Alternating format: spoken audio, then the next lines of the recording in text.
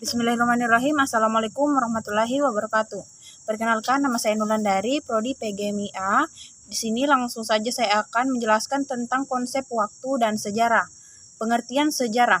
Kata sejarah berasal dari bahasa Arab yaitu syajarah, yang artinya terjadi. Sedangkan kata syajaratun artinya pohon kayu yang terus-menerus tumbuh dari bumi ke udara yang mempunyai cabang, dahan, dan daun bunga. Menurut Muhammad Yamin, di dalam kata sejarah tersirat makna pertumbuhan atau kejadian. Secara etimologis, makna kata sejarah adalah tumbuh, hidup, berkembang, dan bergerak terus-menerus dan akan terjadi berjalan terus sepanjang masa.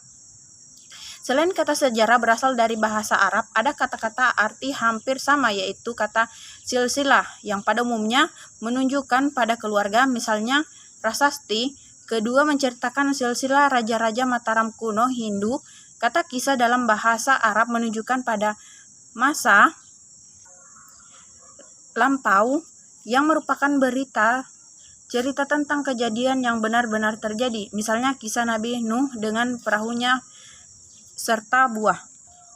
Dalam bahasa yang lain, misalnya bahasa Belanda yaitu Geschiedenis dari kata Geschehen yang berarti terjadi. Dalam bahasa Jerman yaitu Geschichte dari kata Geschehen yang berarti terjadi. Dalam bahasa Inggris yaitu kata history berasal dari bahasa Yunani historia yang berarti apa yang diketahui karena penyelidikan atau mengandung arti belajar dengan cara bertanya. Menurut Aristoteles, seorang filsuf Yunani, kata historia berarti penelaahan secara sistematis mengenai perangkat gejala alam tanpa mempersoalkan susunan kronologinya. Ada sejumlah definisi sejarah yang dikemukakan oleh para sejarawan, di antaranya adalah 1. Menurut Ismaun, sejarah adalah suatu ilmu pengetahuan tentang rangkaian kejadian yang berkausalitas pada masyarakat dengan segala aspeknya serta proses bergerak perkembangannya yang kontinu dari awal sampai sekarang yang berguna bagi pedoman kehidupan masyarakat masa sekarang serta sebagai arah cita-cita masa depan. Yang kedua, menurut Muhammad Yamin, sejarah adalah ilmu pengetahuan pada umumnya berhubungan dengan cerita bertarik sebagai hasil penafsiran kejadian-kejadian dalam masyarakat pada masa lampau yang disusun berdasarkan hasil penyelidikan, bahan-bahan tulisan atau tanda-tanda lain. Yang ketiga, ada James Bank. Sejarah adalah semua peristiwa masa lampau, sejarah sebagai kenyataan. Sejarah dapat membantu para siswa untuk memahami perilaku manusia pada masa lampau, masa kini, dan masa yang akan datang. Kemudian B. Guna sejarah. Menurut Towijoyo, setidaknya guna sejarah dapat dibedakan menjadi dua, yaitu guna intrinsik dan guna ekstrinsik. Baik, di sini saya akan menjelaskan tentang guna intrinsik. Terdiri atas yang pertama itu sejarah sebagai ilmu, yang dimana sejarah adalah ilmu yang terbuka, artinya siapa saja dapat mengaku sebagai sejarawan secara sah asal hasilnya dapat dipertanggungjawabkan sebagai ilmu keterbukaan.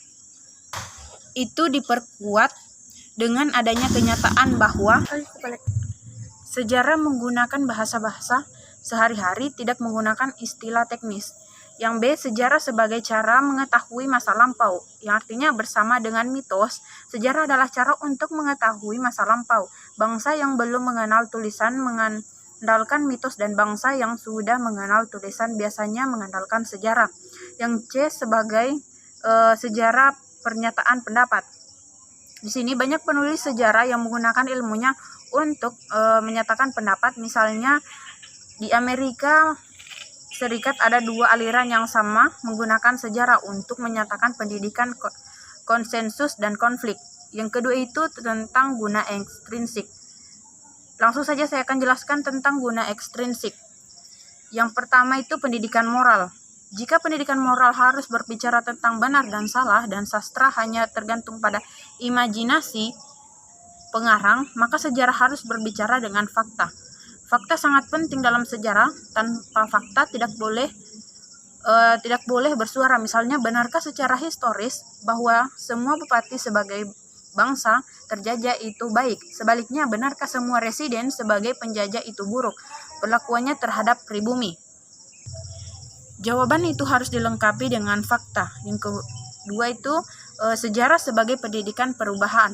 Pendidikan perubahan diperlakukan oleh para politis, ormas-ormas, usaha-usaha.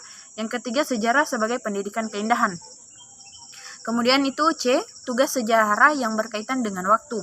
Para sejarawan sepakat bahwa ilmu sejarah bertugas membuka peristiwa ke masa lampau atau waktu yang lalu umat manusia memaparkan kehidupan manusia dalam berbagai aspek kehidupannya dan mengikuti perkembangannya dari masa yang paling tua hingga masa kini.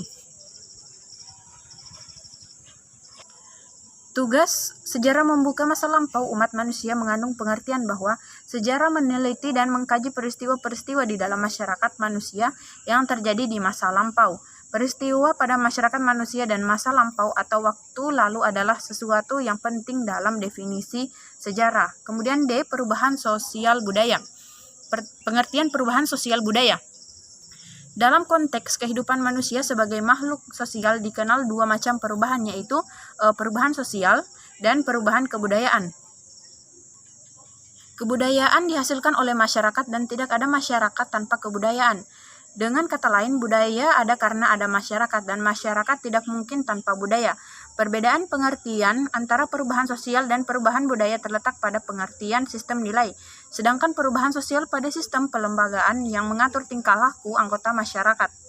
Perubahan masyarakat pertanian tradisional ke arah masyarakat industri modern ditandai adanya perubahan-perubahan dalam sistem nilai masyarakat industri. Misalnya lebih banyak berorientasi pada nilai-nilai rasional komersial daripada masyarakat pertanian. 2. Faktor-faktor yang menyebabkan perubahan sosial budaya. Langsung saja saya akan menjelaskan tentang faktor-faktornya. Yang pertama itu faktor internal. Yang dimaksud faktor internal adalah faktor yang berasal dari dalam masyarakat itu sendiri, antara lain bertambah dan berkurangnya penduduk. Yang kedua, penemuan-penemuan baru. Baik, langsung di sini lagi saya akan menjelaskan faktor-faktornya. Pertentangan konflik dalam masyarakat. Pertentangan konflik dalam masyarakat dalam nilai-nilai dan norma-norma politik, etnis, dan agama dapat menimbulkan perubahan sosial budaya yang luas. Yang C, faktor eksternal. Perubahan sosial budaya dapat pula disebabkan oleh faktor yang berasal dari luar masyarakat, yaitu lingkungan fisik. Kedua, peperangan. Yang ketiga, pengaruh kebudayaan masyarakat lain. Yang ketiga, faktor-faktor yang menyebabkan masyarakat menolak adanya perubahan sosial budaya. Di sini saya akan lagi menjelaskan tentang faktor-faktornya. Yang pertama, masyarakat masih ragu-ragu atau curiga terhadap suatu hal yang baru dianggap sebagai sesuatu hal yang bersifat negatif. Yang kedua itu kurangnya pendidikan dan pengetahuan masyarakat terhadap suatu yang baru tersebut sehingga mereka menolak. Yang ketiga, adanya kecenderungan untuk tetap menyukai, memelihara sesuatu hal yang lama, membuat inovasi terhalang. Misalnya masih ada sikap priai dan sikap feodalisme menghalangi seseorang untuk berorientasi pada prestasi individu. Yang E, konsep kebudayaan.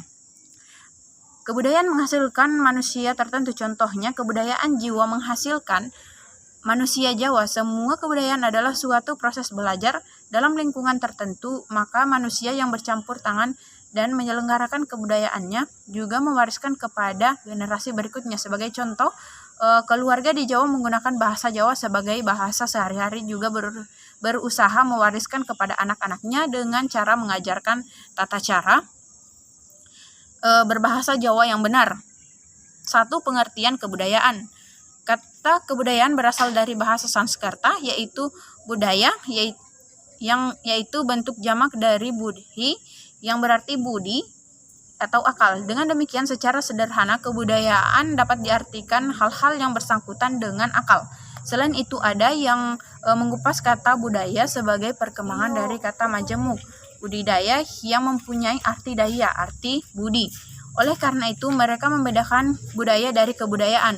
Budaya adalah dari budi yang berupa cipta, rasa, dan karsa, sedangkan kebudayaan adalah hasil dan cipta, rasa, dan karsa. Dengan kata lain, hasil dari ketiga unsur akal atau budi, cipta, rasa, dan karsa, itulah yang disebut dengan kebudayaan.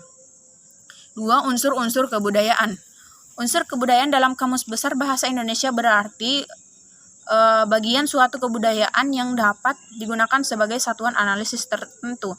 Yang pertama bahasa, kedua sistem peralatan dan perlengkapan kehidupan manusia atau sistem teknologi, yang ketiga sistem mata pencarian hidup atau sistem ekonomi, yang keempat sistem kemasyarakatan atau organisasi sosial atau sistem sosial, yang kelima sistem religi atau kepercayaan, yang keenam sistem kesenian, yang ketiga wujud kebudayaan.